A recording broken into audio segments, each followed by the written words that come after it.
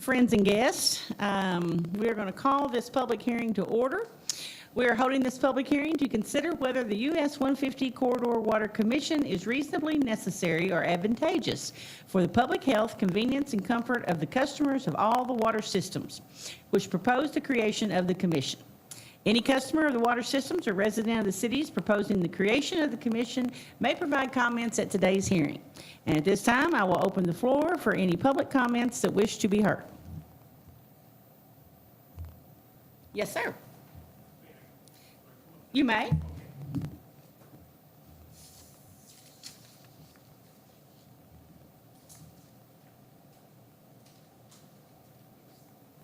Adjust that microphone. Okay. Good afternoon, everyone. My name's Carl Beckman. I'm a longtime former resident of Danville, now living out in Boyle County. We get our water through the Lake Village Water Association. I saw the public notice in the newspaper and was very interested in this meeting today. Have a number of questions, things that I will throw out there, things we need to think about. One of the questions that I had was, why wasn't the Lake Village Water Association mentioned in the Water Commission? Number two, will our rates go up? Our rates are already high enough. We shouldn't have to buy back a water system, which we already own ourselves, whether it be the city owning the system. Number three, will this just be an advisory board, and who has the final say-so? Number four, do you plan to add fluoride to the water? Last year, a Kentucky legislator introduced a bill to allow cities to opt out of adding fluoride to the water, and I can't remember how that bill, how that bill turned out. Five, where will the water come from? Right now, there's a big concern about PFASs in the water. That's polyfluoride substances. I can't pronounce it. They are known as the forever chemicals.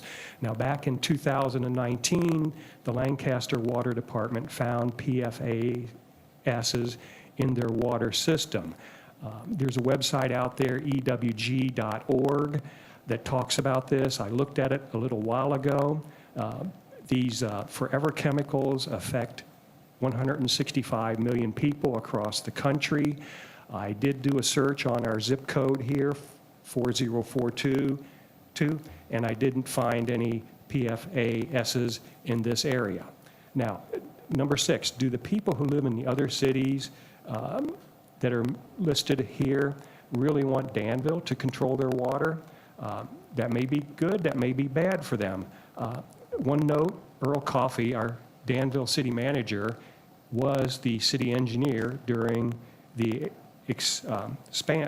expansion of the water treatment plant here in Danville. So he does have some experience with water. Josh Morgan is our current city engineer, and I don't know what his background is and if he has a lot of experience with regards to water. Thank you for your time. Thank you very much. Okay, and I do want to mention that this notice was advertised on July the 26th of 25, and who will be answering these questions or? Okay, great, thank you.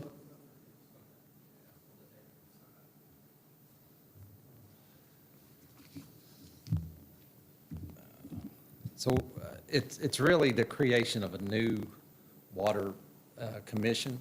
Really, it's only transportation of water from the existing plant. So as far as like there being any change to existing your rates or anybody else's rates, this has nothing to do, because the debt service is not coming to the city of Danville. It's actually that independent commission. That's why we had to have the public hearing. Any debt service or anything like that is on that commission, and the goal is that it would be a completely funded situation where there would be no new debt service anyway.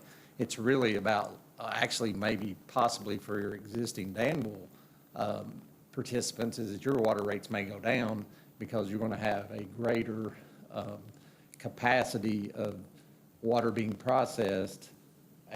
So it actually may lower the cost for the existing customers in the Danville deal. But any additional costs, of course, they would sell to us at a rate of return to the people that are being added onto it.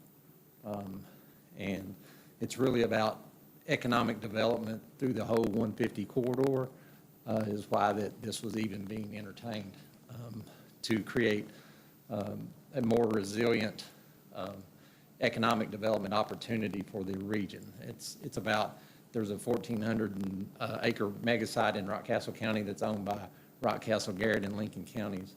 And that has the opportunity to create maybe 2,500 to 3,500 jobs.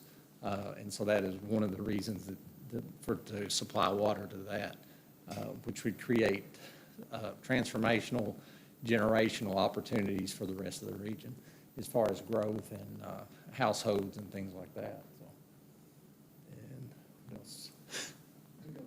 Yeah, okay. Thanks for everybody for coming today. I'm the Utilities Director. My name is Marshall Carrier, Utilities Director for the City of Danville.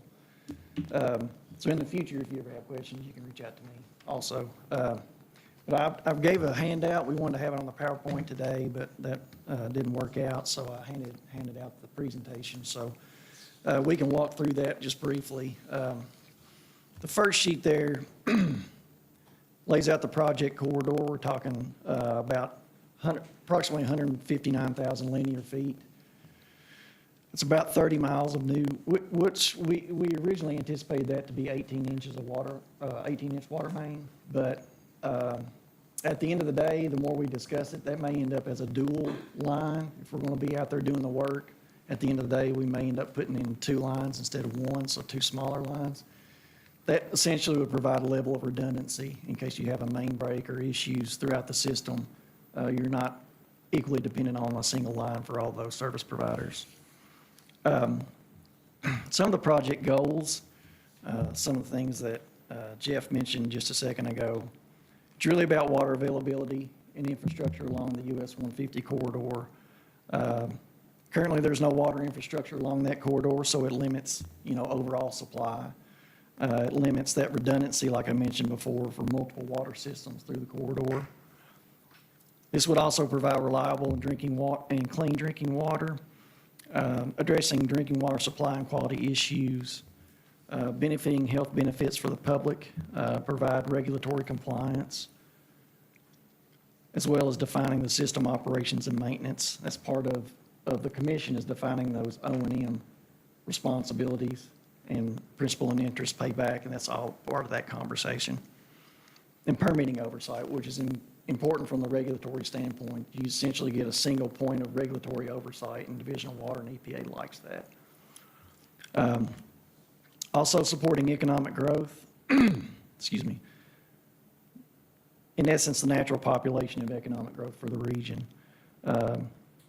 Capacity increases for an industrial development site, possibly in the future, as well as the 150 corridor as well.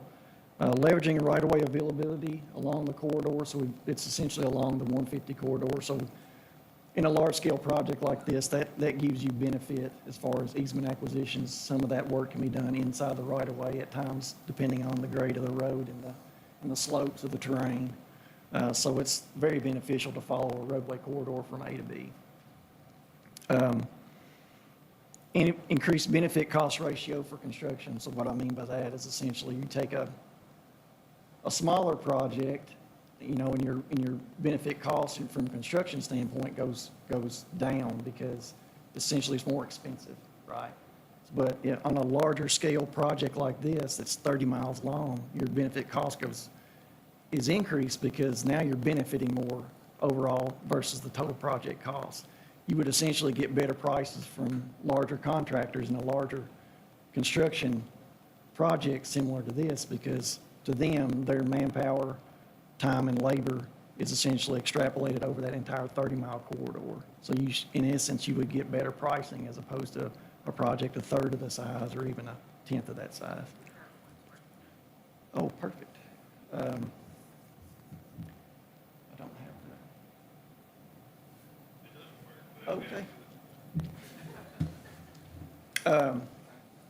So I'll just ask you to go through as I get to it.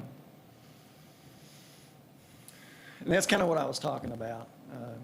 Obviously reliable and clean drinking water. Okay. It won't scroll though? Okay, I'll just call for you. Thank you. And then, like I mentioned earlier, supporting economic growth. Leveraging the right-of-way availability, increased benefit cost ratio, regional partnerships overall. So what do we mean by that? So a larger scale project that's more of a regional approach to a water line and clean water drinking capacity and availability. It's more attractive for state and federal dollars. More efficiently serve the larger populations over time. More sustainable economic viability on a larger scale for the entire corridor and for those residents along the corridor and those wholesale needs. And then costs attributed over a larger customer base. Next slide, please. So when it comes to system administration, we want to have a slide in here also. Membership, at least 2 or more cities, water districts, water associations, or federal agencies. Currently, we have City of Broadhead, City of Crab Orchard, City of Danville, City of Lancaster, McKinney Water District, City of Mount Vernon, City of Stanford, and Western Rockcastle Water Association. And I believe that everybody has their ordinances already in place. So we got positive input from those folks. As far as the creation, the governing body of each adopts a resolution or ordinance, like I mentioned earlier. And then from an operational standpoint, you have the authority by commission by KRSs, 74.460, could contract with City of Danville for O&M costs or figure out other ways as a commission to handle O&M. The rate setting is defined by KRS 74.480, cover principal and interest, operations and maintenance, reserves and depreciation for the project value. And then the commission is responsible for DOW compliance, which I mentioned earlier, which is a positive from a regulatory standpoint. Some other issues and items of interest from the system administration standpoint, eminent domain. So with the development and establishment of a commission, that gives the right for eminent domain. So that's critical for a water line project like this, especially to serve multiple water districts along a large corridor. Having the capabilities of eminent domain, obviously you don't want to have to do that, but if you did, you do have, per KRS 74.470, capabilities of enacting the eminent domain to acquire easements and so forth. PSC regulation, no, according to KRS 74.510. And essentially from a commission standpoint, that's good because it allows that commission to operate within itself and within its own boundaries as a commission. Doesn't mandate exclusive supply, KRS 74.510. So essentially what that means is whichever entity or wholesale customer that's using the water provided by the commission in this water line, that's not exclusive for them, so they would still have the capabilities of using their current water providers as needed. And then cannot serve individual customers per KRS 74.510. So essentially what that means is this line is essentially held for the benefit of the commission in the transportation of water from A to B. So you essentially wouldn't have someone tapping into the existing main and using it as a homeowner, for example. Any type of growth or development would come after the wholesale meter for each provider. So that would still be under their control of how they use that for their economic benefit as far as water availability and capacity needs also. And this is just an example cost estimate. Of course, this is a little bit dated now, but this gives you kind of a good feel for cost overall. Roughly 159,000 linear feet of 18-inch water line. Again, that may end up being 2 12s or 12 and a 15 or whatever you end up doing. You got 18-inch gate valves and boxes, air release valves, hydrants, casing pipe for under the roadways and some of the access points, booster pump stations, which you would need hydraulically, at least one storage tank, And just the typical items for a construction project: erosion and sediment control, traffic control, miscellaneous construction items, mobilization and demob, and then additional project costs and contingencies. Sometimes that can incorporate your design cost also. So that being said, you're looking at approximately a $60 million project. So that's a rather large number, but, you know, we recognize that. So we're going to be putting in a lot of effort in the future to figure out ways to help pay for that with the leverage of the commission that's been appointed and the creation of the body itself. So as I mentioned earlier, there's benefit to having a commission from the state and federal tax dollars and revenue side of things as far as grant applications, whether it be USDA, EDA, whatever. You can go right down the list, and I'm sure we'll be looking at all avenues in the future from a funding standpoint. Next slide, please. And this is just a map, a corridor map that we had in the PowerPoint originally, just to kind of give the viewer an idea and a feel for the waterline project as a whole. Essentially, it extends from, it's a little bit misleading, it's actually from the closer to the border of Boyle and Lincoln to the southeast, down through Lincoln and all the way down into Rockcastle County. So just kind of give the viewer and a user an idea of what we're talking about for the project. So if there's any more questions, you know, we can. One question I didn't answer again was the fact that the participants in this, where the actual water line is the participants. So if you have territory in that area where the line is, that's who the participants were. And the other thing is that one corridor, that entire deal is the watershed, the extreme watershed, which is to Lake Erie. So it's really just recycling of existing resources. So water that we're taking back is water that we're providing to Lake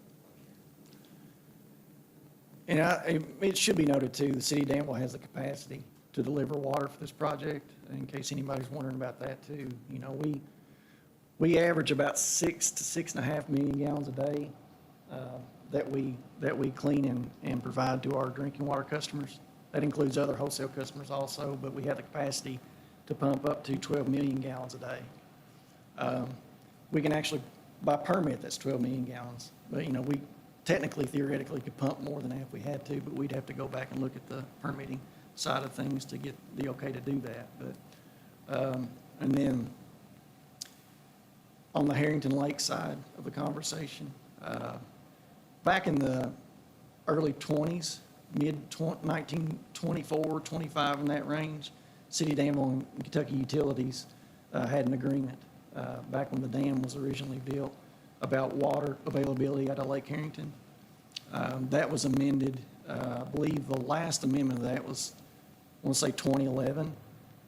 So in there, what I'm trying to get to in there is, it talks about capacity needs for the City of Danville customers and the maximum allowable availability of water out of Lake Harrington in, say, a given day or whatever.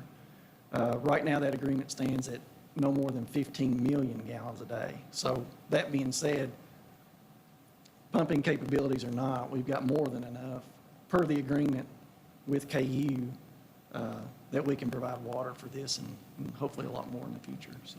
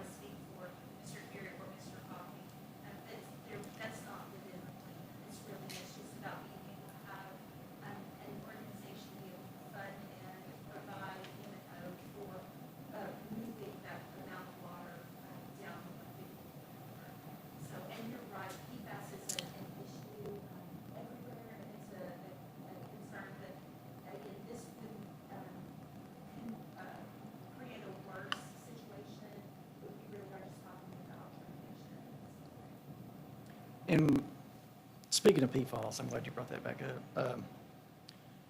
At our water plant, we've got granular activated carbon filters which essentially those upgrades, as you mentioned earlier, was completed back in 2016, 2017. We've got multiple GAC filters that help us on the PFAS side. So most folks right now are thinking about PFAS in their drinking water on their water source side, as well as sewer, but especially on the drinking water side. And a lot of those folks are looking at ways to address PFAS issues in their source water. And one of the primary ways, at least right now, technology-wise, is looking at GAC filters. So the city of Danville is one of a handful of water providers in the state of Kentucky that has that already. So it's really put us in great position to provide clean drinking water to the public when it's related to PFAS.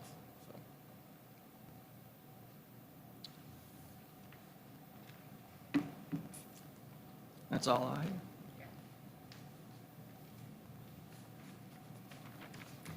So did they get most of your questions answered? Yes. Okay. Any follow-up to that? No. Okay, thank you. Okay, is there any other public comment that wishes to be heard?